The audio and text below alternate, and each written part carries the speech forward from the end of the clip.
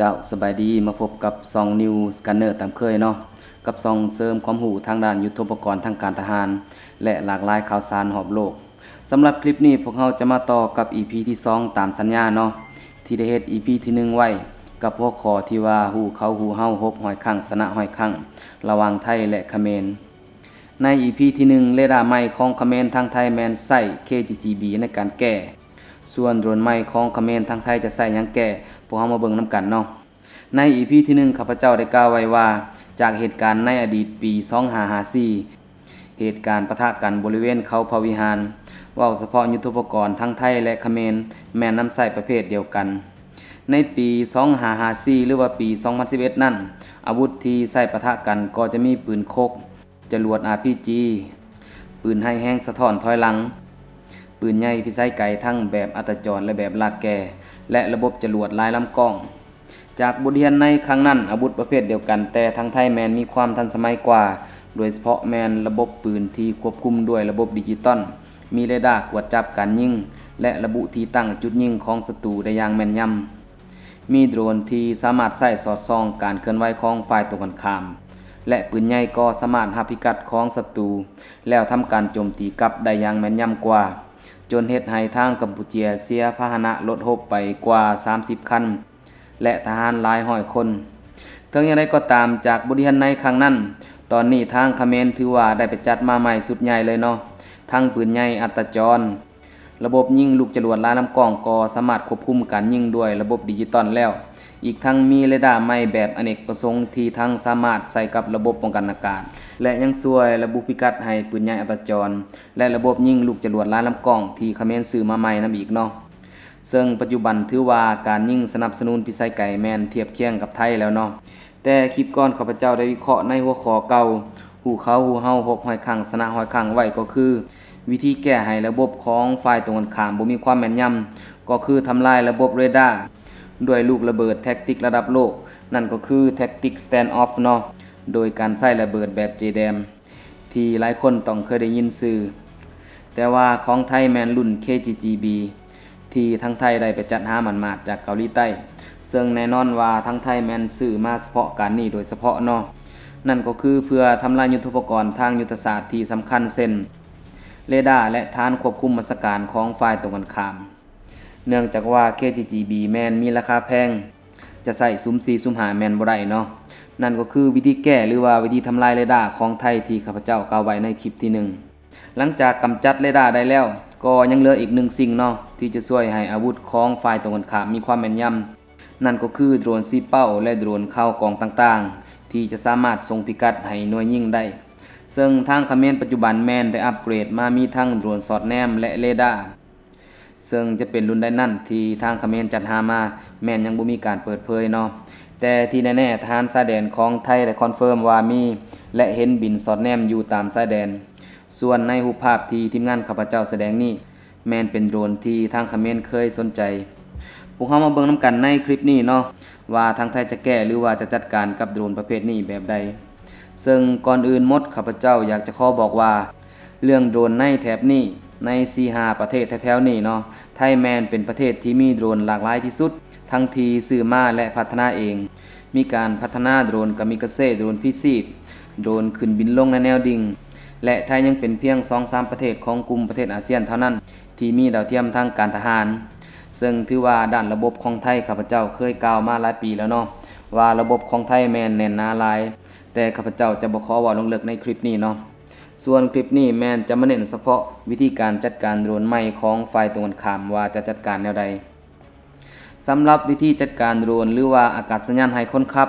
วิธีง่ายๆเบสิกที่ไผๆก็ฮู้นั่นก็คือการนำใส่ระบบแซมเนาะระบบขีปนาวุธพื้นสู่อากาศหรือบก.วิธีเบสิกอีกอันนึงถ้าว่าเป็นโดรนที่บ่มีความซับซ้อนหลายก็สามารถใช้ปืนแจมโดรนที่ตำรวจชายแดนมักใช้กันแต่นั่นมันเป็นวิธีที่เบสิกเกินไปเนาะแล้วก็บ่ได้รับผลสำหรับโดรนหลายประเภทโดยเฉพาะแม่นโดรนทางการทหารสมัยใหม่ที่จริงแล้วข้าพเจ้าได้กล่าวไว้ในหลายปีก่อนแล้วเนาะ FC สามารถเบิ่งคลิปเก่าตามรูปภาพได้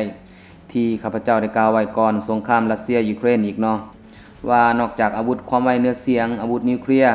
อาวุธที่ให้การอื่นๆแล้ว หนึ่งในอาวุธยุทโธปกรณ์ที่เป็นอันตรายและมีประสิทธิภาพนั่นก็คือโดรนเนื่องจากว่าโดรนมีขนาดน้อยกวดจับได้ยากแถมราคาถูกสามารถผลิตออกมาได้ไวส่งไปโจมตี100ลำถูกสกัด90ลำก็ยังบ่มีปัญหาเนาะถือว่ายังคุ้มค่าอยู่คุ้มค่ากว่าการนำใส่ขีปนาวุธหลายล้านดอลลาร์แถมขีปนาวุธมีลูกใหญ่ส่วนหลายก็จะถูกสกัดได้ง่าย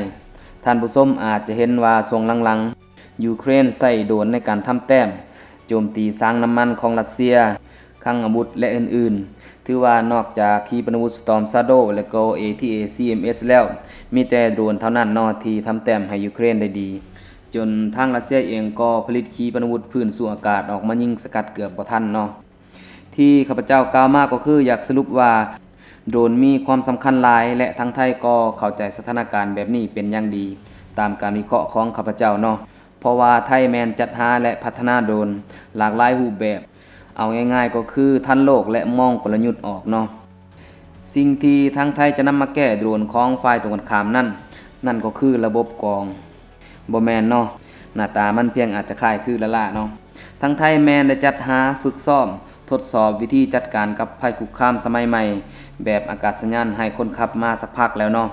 ตอนนี้คิดว่าทางไทยแมนเก่งกาจไปเป็นเทียมห้อยแล้วน้องใหม่ที่หาก็จัดซื้อมานำใส่ใหม่ข้าพเจ้าคิดว่าน่าจะยังห่างสั้นกับไทยหลายระบบที่ข้าพเจ้าจะเว้าเป็นไฮไลท์สำหรับคลิปนี้นั่นก็คือระบบ X-Madis ซึ่งเป็นระบบชนิดหนึ่งที่นอนในวิธีการของทั้งโลกเนาะที่กำลังประจำการและพัฒนาอยู่กับระบบที่เอ่นว่า CUAS หรือว่า Counter Unmanned Aircraft System ซึ่งถ้าแปลออกมาแล้วมันก็เป็นระบบต่อต้านอากาศยานให้คนขับระบบ X-Madis นี่ทางไทยได้ทดลองนำใช้อย่างทันการกับสถานการณ์การก้าวไปข้างหน้าของเทคโนโลยีทางการทหารโลกนั่นก็คือการจัดหามาทดลองนำใช้เมื่อ3ปีก่อนที่จะเกิดสงครามยูเครนรัสเซียเพียงเล็กน้อยซึ่งปัจจุบันนี้ถือว่าน่าจะชำนาญในการนำใช้เป็นเทียมห้อยแล้วระบบดังกล่าวแมนสามารถกดจับได้แม้กระทั่งโดรนขนาดน้อยๆระดับนาโนฉะนั้นแล้วโดรนใหม่ของฝ่ายตรงกันข้ามในบริเวณประเทศใกล้เคียงนี้คิดว่าบ่มีปัญหาเนาะสำหรับระบบ X-Madis ที่ทางไทยจัดหามาเฉพาะการระบบ X-Madis นี่เป็นระบบที่มาจากเจ้าเทคโนโลยีนั่นก็คือสหรัฐเป็นระบบที่น่าเชื่อถือได้ออกแบบมาเพื่อกวดจับติดตามพิสูจน์จำแนกประเภทและกำจัดแม้แต่โดรนขนาดน้อยทั้งที่มาเป็นจำนวนน้อยและมาเป็นจำนวนหลายก็สามารถกดจับได้พร้อมกันหมดอีกทั้งจุดเด่นก็คือมันใส่เรดาร์สุดทันสมัยแบบ ISA ที่เครื่องบินทันสมัยที่สุดนำใส่กันอย่างซู35ซู57 F35 และ F22 เป็นต้น X-Madis กวดจับได้นับตั้งแต่อากาศยานระดับนาโนขึ้นไปฮอดเฮลิคอปเตอร์และก็เครื่องบินลำใหญ่ๆยิ่งสามารถกดจับได้ง่ายเนาะในการจัดการโดรนของฝ่ายตรงกันข้ามนอกจากระบบแซมแล้ว X-Madis ถือว่ารับจอบได้อย่างสบายเนาะสำหรับของทางไทยถือว่าระบบ X-Madis นี่ก็คือตัวแปรของ EP ที่2ของคลิปนี้เนาะนอกจากนั้นแล้วเรดาร์ที่ทางเขมรหับมาใหม่ทางไทยก็มีมานำใส่เช่นเดียวกันเนาะทั้งเรดาร์ฝั่งตะวันตกและก็เรดาร์ฝั่งจีนไทยแมนนำใส่เฮียนฮู้ค้นคว้าเป็นอย่างดีฉะนั้นแล้ววิธีแก้จุดดีจุดอ่อนของยุทโธปกรณ์แต่ละค่ายคิดว่าทั้งไทยแมนรับฮู้เป็นอย่างดีเนาะซึ่งมันเป็นบทเรียนและยุทธศาสตร์ที่หลายๆประเทศควรเอาเป็นแบบอย่างสำหรับกองทัพไทยมาฮอดนี้ EP 2ของข้าพเจ้า